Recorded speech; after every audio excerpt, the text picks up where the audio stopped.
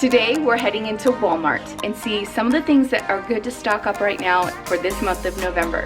Time to get ready for the holidays. Okay, first thing that we're gonna get for this month of November is pumpkin. They're out of the 15-ounce can and you're gonna grab one for each person. But go ahead and just grab a big can. I like to store just straight canned pumpkin instead of pumpkin pie filling. That way I can use the pumpkin in any form of cooking because I might not want it for a recipe with all the cinnamon and the nutmeg. Canned pumpkin really is perfect for making fall favorites like pumpkin pie, pumpkin bread, adding some flair to your breakfast oats, waffles, or morning smoothies. If your canned pumpkin is bulging, rusting, or large dents, you should throw it out immediately. But they should be safe to eat within 5 years of the processing date. Okay, you're gonna need 12 pounds of flour for each person in your household. This size package that are 10 pounds. But honestly, I always go for the big guns. I go for the 25-pound bag of flour. I like to stock up on all-purpose flour and bread flour. If you have the shelf space, snag 1 powdered sugar for each person in your family. I actually go through a lot of powdered sugar starting from now through the holidays. We make our Italian Christmas cookies and I use the powdered sugar to create the frosting and we go through a lot. But if it's something that you don't usually get, don't worry about it, but it is something that I have on my list this time of year. Also brown sugar. 2 pounds for each person in your family. We go through, I guess, an average amount of brown sugar during the year with our normal cooking and baking, but this time of year you're definitely ramping it up, so consider grabbing a few more bags. Let's talk about storing these sugars for short term or long term. Powdered sugar never goes bad. The white sugar needs to be kept in an airtight container. This will protect it from bugs and prevent it from turning into a rock hard clump. Smaller quantities of sugar could be stored in mason jars or food grade plastic containers with airtight seal. If you want to store larger amounts of sugar, food grade buckets with a gamma lid provides a tight seal. I recently found food grade buckets at a local grocery store called Macy's and they also had gamma lids there. For some extra precaution, you could put the sugar in a sealed Mylar bag and put it in the bucket. Like white sugar, brown sugar lasts forever. However, brown sugar contains lots of moisture. As it dries out, the texture can change. It can clump or it can turn into a rock hard lump. Most places will only put the shelf life of brown sugar at around 2 years. Brown sugar should be kept in an airtight container. You can put a clay disc in the container with the sugar and it will keep the brown sugar moist and prevent it from clumping. But for emergency preparedness, a lot of people don't bother storing brown sugar. Instead, they store the white sugar and molasses and is what creates your brown sugar. Okay, right now is a great time to stock up on your broths. Chicken, beef, vegetable. But I love stocking up on my beef and chicken this time of year. So the lowest I've seen it this year was about 48 cents a can. Right now at Walmart, this can is going for 50 cents. So for long-term food storage, you want to go with the can. The carton, you probably right now are only getting about a year. This you can get 2 years or longer. Just again, make sure that there's no dents in your can and the seal is good. So for every person in your household, you're going to grab 2 14-ounce cans of broth. Having canned broth is a necessity in my short-term and long-term food storage. I don't only use broths just for soups, but we'll use it to make mashed potatoes. In my rice pilaf, it flavors rice beautifully. I will steam up vegetables with it, cook vegetables in it. It really is an enhancer for a ton of food. So I am always making sure that I have chicken broth and beef broth on my shelf. Again, all the same factors go with these cans. Check the rim, check for dents in your can, make sure there's no signs of bloating, and you have a long expiration date on your cans. I always search the shelves, maybe reach a little further back to see if I have a longer expiration date.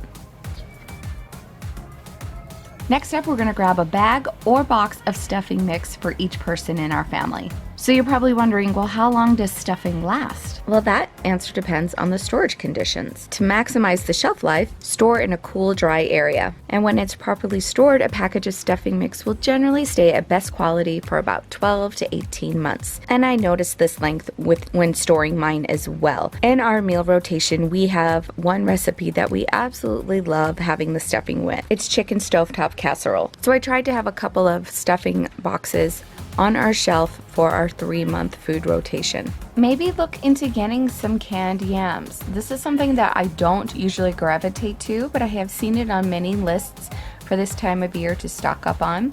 So if you're interested in this, you can grab one 15-ounce can for each person in your family. The reason why I don't gravitate to it is because of the corn syrup that's in it. Do I think it hurts having this once in a while? Absolutely not.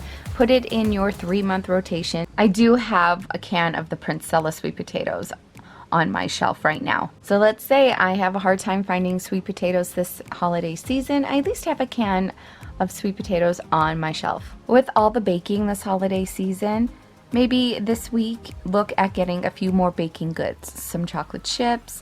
Make sure you look through all your spices and see if you have enough cinnamon and nutmeg. Recently at Sam's Club, I bought some lemon extract because my Italian Christmas cookies calls for it, and we make a lot from now until the new year. All right, start thinking about breakfast foods.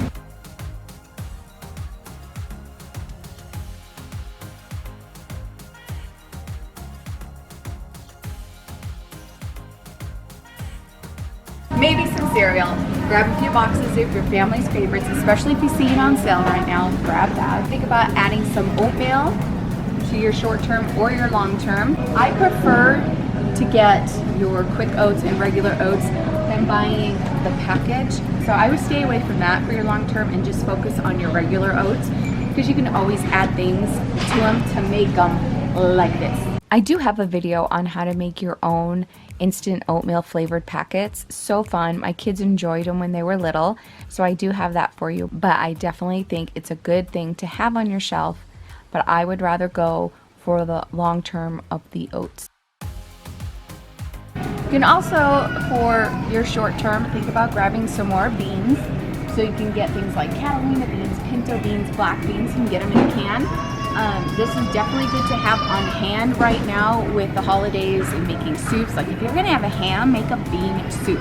So let's go for the beans. I love buying them this way too. You can put them in your food saver and suck them up, or put them in a bucket, put a lid, just let it start growing in there, just plop them in a bucket. 15 bean soup. We have a few of these at home. We keep our ham bones so you can make a split pea soup or just a bean soup. I'm always buying split peas in November because we have ham at least twice and I want split pea soup. So even if I freeze my ham hock, I want this on my shelf. Let's talk about our paper and plastic right now. I would say that we consume more paper goods this time of year than even in the summer, with parties and get-togethers and just making life easy not doing the dishes. Maybe start thinking about stocking up on some paper plates. Usually this time of year, you start seeing some good sales on them as well. The stores go through their sales cycles, so in the summer we have the sales and you'll start seeing them now. And in an emergency, you're not going to want to do dishes, so I like to always have a backup of paper plates, cups, and cutlery on my shelves. So I've been noticing that a lot of Walmarts are having a section for bulk food storage. Augustin Farms is, I'm noticing, everywhere out here in Utah. I've been seeing it at Costco, Walmart, and a few other grocery stores. Check out the selections that are on the shelves right now.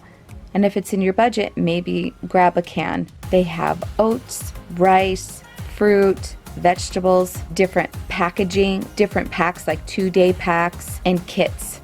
I've seen breakfast kits and dinner kits. I know on their website they did put out that they were going to be shutting down for 90 days, but go see what your store has on the shelves. Sometimes our stores will have sales on the items. It's a great thing to have on your shelf for your food storage. I highly recommend it. I gather resources from a lot of places, but two of my favorite are the LDS Preparedness Manual and Valerie over at the foodsaverorganizer.com. Please go check her out. She's a wealth of knowledge, and if you're new to this whole food storage, small food storage, large food storage, she is your ticket. She is so good. If you would like to see last month's video, I'll leave it down below and linked in the eye in the sky. And for this whole series that I've been doing this year, please click on that playlist. There is no catching up when it comes to short-term and long-term food storage. It is a baby step process. So I hope this encouraged you, get the wheels turning, and start stocking up on some things. Remember to stick to your budget and start small. It's recording, I'm not blurry. Am I skinny? Yeah. Am I skinny? Yeah.